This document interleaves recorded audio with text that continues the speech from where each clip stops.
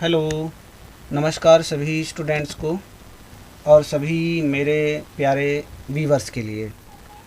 आज मैं स्टार्ट करेंगे ह्यूमन रिप्रोडक्शन चैप्टर 3 क्लास 12। और आज का जो टॉपिक है वो है गैमेटोजेनेसिस। ठीक है, इससे पहले हम इसकी 2 वीडियोस और बना चुके हैं और जिनके बारे में हम लोगों ने डिस्कस कर चुके हैं। मैं उम्मीद करूंगा कि वो दोनों वीडियोस के कंटेंट आप लोगों को समझ में आ चुके होंगे।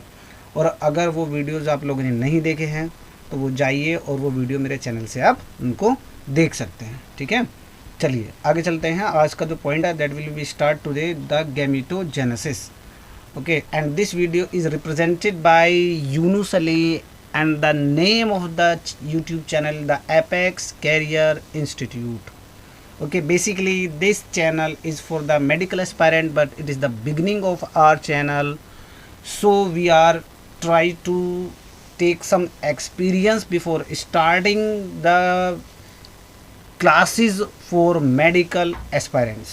Okay, तो चलिएगा, चैनल को सब्सक्राइब करना ना भूलें। वीडियो पसंद आए तो उसको लाइक कीजिएगा, शेयर कीजिएगा, कमेंट कीजिएगा। ठीक है, ज़्यादा से ज़्यादा इस वीडियो को आप बार बार देखने की कोशिश कीजिएगा। सर चलिए, तो अब हम स्टार्ट करते हैं अपना point. The point is the gametogenesis. अब हम रिप्रोडक्शन पढ़ रहे हैं।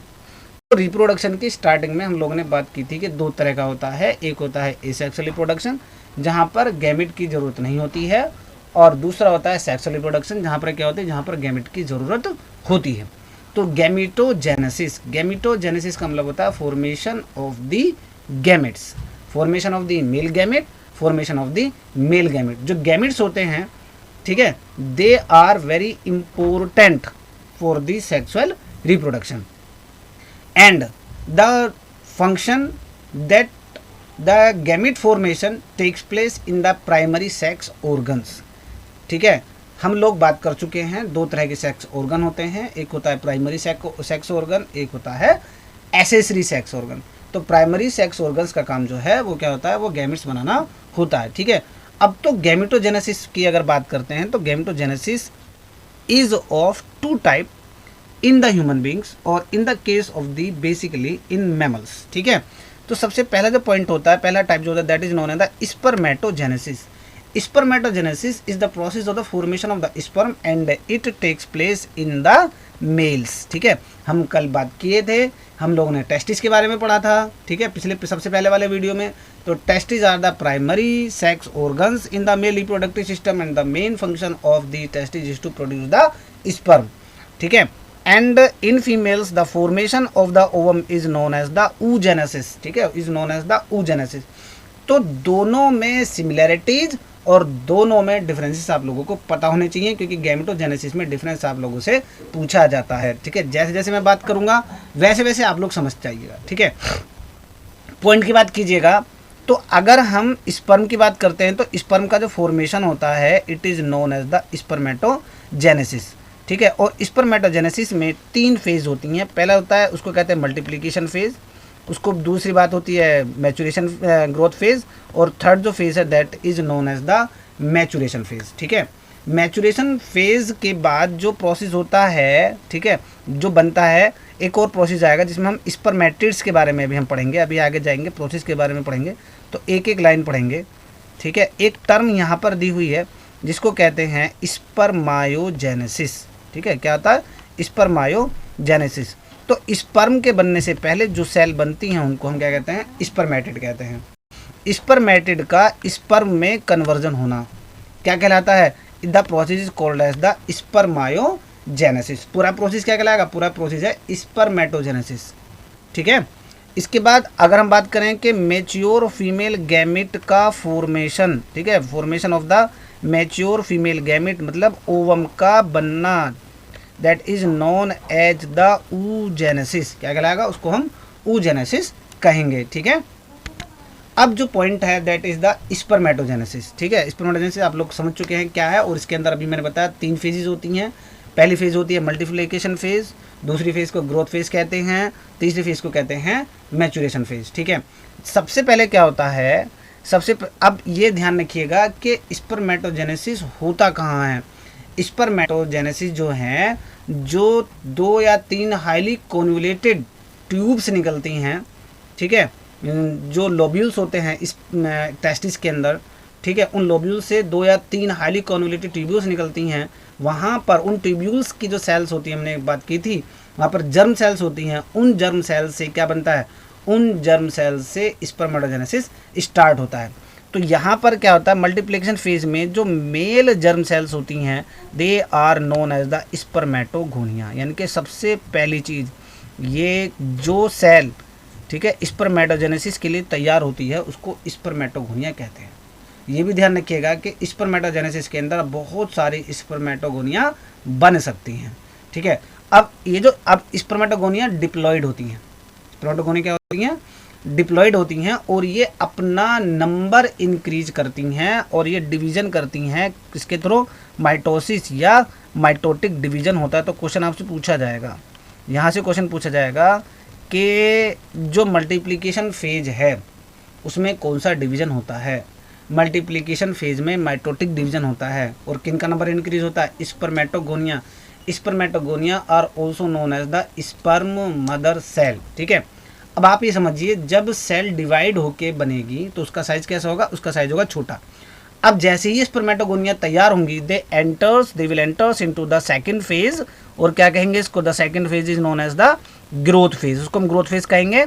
और ग्रोथ फेज में इनका साइज इंक्रीज होगा, ठीक है, इनका साइज इंक्रीज होगा, न्यूट्रिशन लेंगे, साइटोप्लाज्म का अमाउंट बढ़ेगा, and they will ready for the mitotic division, meiotic division, sorry, किसके लिए तैयार हो जाएंगे, वो मियोटिक डिवीजन के लिए तैयार हो जाएंगे। और इस समय जब स्पर्मेटोगोनिया साइज में बड़ी हो जाती हैं, then they are called primary spermatocyte, क्या कहते हैं उनको प्राइमरी स्पर्मेटोसाइट कहते हैं। एंड दे कंटेन 46 क्रोमोसोम, मतलब दे आर डिप्लॉयड। यहाँ पर नाम ध्यान रखिएगा, spermatogonia are known as the sperm mother cell. Primary spermatocyte वो सेल्स होती हैं जो मियोसिस के लिए एंटर करती हैं, ठीक है। जब ये तैयार हो जाती हैं, then primary spermatocyte enters into the maturation phase. वो कहाँ एंटर करेंगी, वो एंटर करेंगी मैचुरेशन फेज में, ठीक है। प्राइमरी स्पर्मेटोसाइट इस समय आके पहला मियोसिस पूरा करेंगे, ठीक है, और इसके बाद क्या बनेंगे, 2 सेल्स बनेंगी, और वो दोनों सेल्स कैसे होंगी, हैप्लोइड होंगे। आप लोगों ने पढ़ा है 11वीं क्लास में, मियोसिस 2 फॉर्म में पूरा होता है। फर्स्ट फेज में 2 सेल बनती हैं जहाँ पर क्रोमोसोम का नंबर आधा हो जाता है। तो अब जो सेल बनेंगी इनको हम कहेंगे सेकेंडरी स्पर्मेटोसाइट।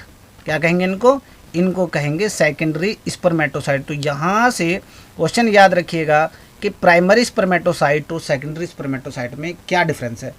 पहली बात ये समझिएगा कि primary spermatocyte is produced by the spermatogonia and they are diploid, ठीक है। Secondary spermatocyte are produced from the primary spermatocyte, यानी कि प्राइमरी स्पर्मेटोसाइट से सेकेंडरी स्पर्मेटोसाइट बनती हैं during the meiosis first, and they are haploid, they contain 23 chromosome.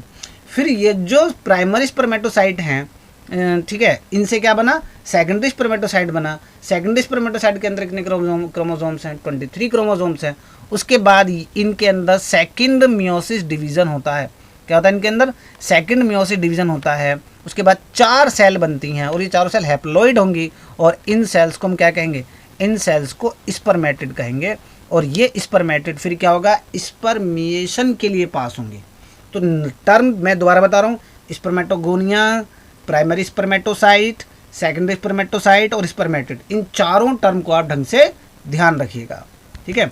चलेगा, अब बात है स्पर्मायोजेनेसिस। अब स्पर्मेटिड का स्पर्म में कन्वर्ट होना क्या कहलाएगा, ठीक है, वो कहलाएगा स्पर्मायोजेनेसिस, ठीक है। और जो बनता है इसको कहते हैं स्पर्मेटोजोआ, यानी कि स्पर्म को यहाँ पे क्या कह रहे हैं हम, यहाँ पर स्पर्म को हम स्पर्मेटोजोआ कहते हैं। जब स्पर्मायोजेनेसिस में क्या होता है, जैसे ही स्पर्मेटोजोआ बनते हैं वो सर्टोलाइज सेल्स में थ्रू द हेड्स, ठीक है, धंस जाते हैं। They are embedded in the Sertoli's cells, ठीक है। और then they are release from the seminiferous tubules by the process of spermiation. वो वहाँ से फिर जब वो देखिए, Sertoli's cells are known as a nurse cells. वो पहले न्यूट्रिशन गेन करते हैं उसके बाद वो सेमनीफरस ट्यूब्यूल से बाहर आते हैं। तो स्पर्मेटोजोआ का सेमनीफरस ट्यूब्यूल से बाहर आने के प्रोसेस को क्या कहते हैं? स्पर्मिएशन कहते हैं। ठीक है, ये टर्म बहुत इंपॉर्टेंट है, कई बार 1 नंबर के क्वेश्चन में आप लोगों से पूछी गई है। ठीक है, अब ये एक डायग्राम है जिसके थ्रू आप लोग समझ सकते हैं को जो हमारे रिप्रोडक्टिव ऑर्गन्स हैं वो प्यूबर्टी यानी कि जब रिप्रोडक्टिव ऑर्गन्स काम करना स्टार्ट कर दें वहाँ पर क्या हो जाए, वहाँ पर इस जो पॉइंट है मतलब हार्मोन्स का बनना स्टार्ट हो जाता है, रिप्रोडक्टिव हार्मोन्स बनना स्टार्ट हो जाते हैं, उसको प्यूबर्टी कहते हैं। ठीक है, अब जो सेमनीफेरस ट्यूब्यूल्स हैं उनकी तो जर्म लेयर है, वहाँ की कोई भी सेल क्या कहलाएगी? स्पर्मेटोगोनिया, स्पर्म मदर सेल कहलाएगी। उसके बाद क्या डिवीजन बताया था? माइटोसिस बताया था। ठीक है, माइटोसिस बताएगा तो यहाँ पर इनकी सेल्स का नंबर बढ़ा। ठीक है, रिवर्स केस, और इन सब में कितने क्रोमोसोम है? इन सब में 46 क्रोमोसोम, मतलब ये डिप्लॉइड है। और ये जो सेल्स बनती हैं these cells are known as the primary spermatocyte. अब हर प्राइमरी स्पर्मेटोसाइट जाएगी फर्स्ट मियोटिक डिवीजन में, यहाँ से 2 सेल बनेंगी, क्रोमोसोम का नंबर आधा रह जाएगा, सेल्स हैप्लॉइड हो जाएंगी, और इन सेल्स को क्या कहेंगे? इन सेल्स को कहेंगे सेकेंडरी स्पर्मेटोसाइट। ठीक है, अब ये जो सेकेंडरी स्पर्मेटोसाइट है वो सेकंड माइटोटिक डिवीजन के लिए जाएंगी। ठीक है, 4 सेल बनेंगी, चारों सेल डिप्लॉइड होंगी, सबके अंदर कितने क्रोमोसोम होंगे? 23 क्रोमोसोम्स होंगे। Okay, and that condition is known as the spermatid. Spermatid का स्पर्मेटोजोआ में कन्वर्जन होना क्या कहलाता है? स्पर्मिएशन या डिफरेंशिएशन कहलाता है। और इसी काम के लिए टेस्टोस्टेरोन या एंड्रोजन की रिक्वायरमेंट होती है। स्पर्मेटिड से स्पर्मेटोजोआ बनने के लिए टेस्टोस्टेरोन हार्मोन का होना ज़रूरी है। इस बात को आप ढंग से समझ लीजिएगा। ठीक है, चलिए now the point is the hormonal control. अभी हमने बताया ना everything is under the control of the hormones. तो प्यूबर्टी के समय, ठीक है, हार्मोन्स बनने स्टार्ट होते हैं। तो ये जो डायग्राम है ये आपको समझाने की कोशिश करेगा कि किस तरह से जो स्पर्मेटोजेनेसिस का हार्मोनल कंट्रोल है वो कंप्लीट होता है। ठीक है, at the time of the puberty, ठीक है, हाइपोथैलेमस, लास्ट वाले क्लास में आप लोगों ने पढ़ा था, हाइपोथैलेमस जो है पूरे केमिकल कंट्रोल का हेड होता है, और hypothalamus is the part of the brain. ठीक है, यहाँ से एक हार्मोन निकलता है GnRH, इसको कहते हैं गोनेडोट्रोपिन रिलीजिंग हार्मोन। ठीक है, ये स्टिमुलेट करता है एंटीरियर पिट्यूटरी को। ठीक है, ये जो एंटीरियर पिट्यूटरी है वो 2 हार्मोन बनाती है, एक बनाती है LH जिसको कहते हैं ल्यूटिनाइजिंग हार्मोन, और एक बनाती है FSH जिसको कहते हैं फॉलिकल स्टिमुलेटिंग हार्मोन। ठीक है, और ये दोनों वर्क करते हैं कहाँ? टेस्टिस पर। अब आपको पता है LH कहाँ काम करेगा? ल्यूटिनाइजिंग हार्मोन सीधा सीधा काम करेगा लेडिक सेल पर। जब LH हार्मोन लेडिक सेल्स को स्टिमुलेट करेगा तो लेडिक्स सेल्स टेस्टोस्टेरोन बनाएंगी। ठीक है, और इसके ही साथ साथ जो फॉलिकल स्टिमुलेटिंग हार्मोन है वो सर्टोलाइज सेल्स को स्टिमुलेट करेगा। ठीक है, with the FSH testosterone also stimulate the Sertoli's cells. ठीक है, अब टेस्टोस्टेरोन क्या करेगा? टेस्टोस्टेरोन जो है वो करेगा स्पर्मियोजेनेसिस। अब ये रिप्रोडक्टिव ट्रैक और दूसरे ऑर्गन्स को क्या करेगा? इफेक्ट करेगा। खुद ये फिर एक सिग्नल भेजेंगे, किसको? हाइपोथैलेमस को और एंटीरियर पिट्यूटरी को। जब हाइपोथैलेमस को ये सिग्नल पहुंच जाएगा कि सफिशिएंट अमाउंट में टेस्टोस्टेरोन बन गया है, तो ये GnRH के फॉर्मेशन को रोक देगा। जब GnRH का फॉर्मेशन रुक जाएगा तो एंटीरियर पिट्यूटरी ल्यूटिनाइजिंग हार्मोन का फॉर्मेशन रोक देगी, और जब ल्यूटिनाइजिंग हार्मोन नहीं बनेगा तो टेस्टोस्टेरोन भी वहाँ पर नहीं बनेगा और प्रोसेस कंट्रोल में रहेगा। इसी के अलावा जो सर्टोलाइज सेल्स हैं, पहली बात वो स्टिमुलेट करती हैं स्पर्मेटोजेनेसिस को। ठीक, और दूसरी बात क्या है? वो एक हार्मोन बनाती हैं जिसको इनहिबिन कहते हैं।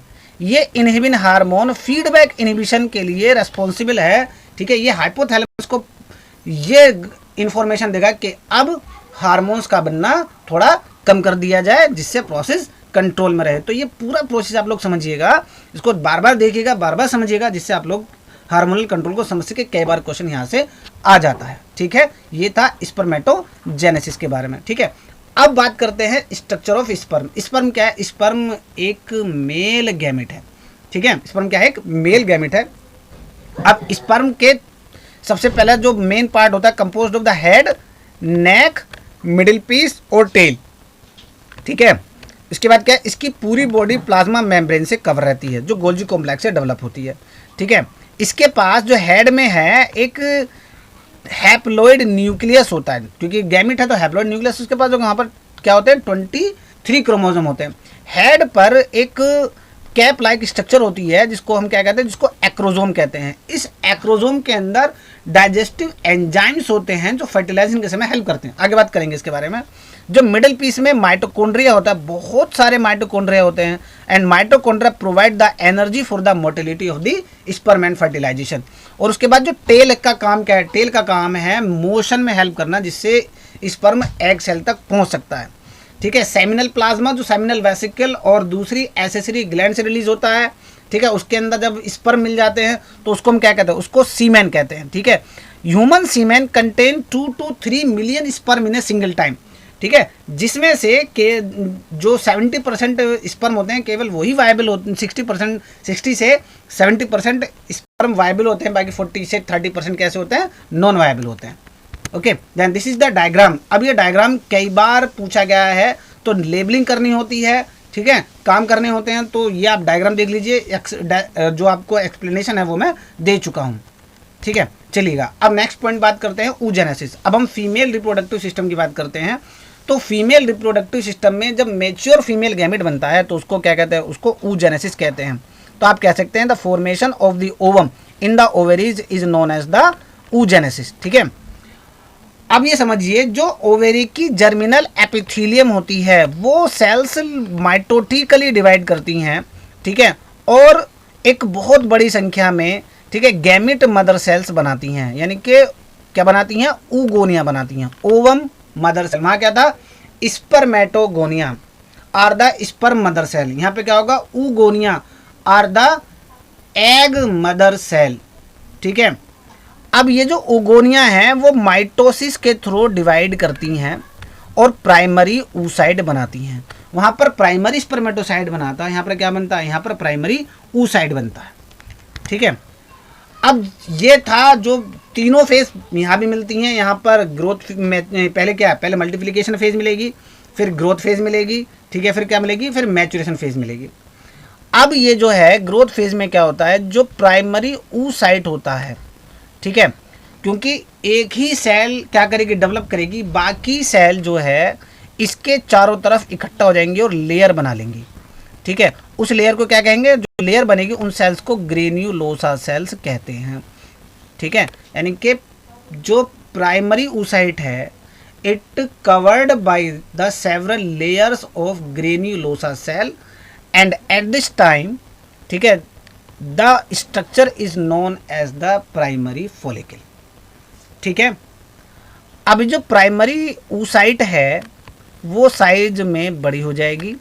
ठीक है, और mature by obtaining the food from follicle cell, जो बाकी फॉलिकल सेल्स वहाँ पर बनती हैं ये उनसे न्यूट्रिशन गेन करती हैं। ठीक है, जब अब क्या है, जो प्राइमरी फॉलिकल है उसके बाहर और ज़्यादा लेयर बन जाती है, मल्टीपल लेयर्स बन जाती हैं ग्रेन्युलोसा सेल्स की। ठीक है, और एक लेयर का फॉर्मेशन करती हैं जिसको थीका कहते हैं, यानी कि ग्रेन्युलोसा लेयर थीका में कन्वर्ट हो जाती हैं, तब इसको हम क्या कहते हैं, तब इसको हम सेकेंडरी फॉलिकल कहते हैं।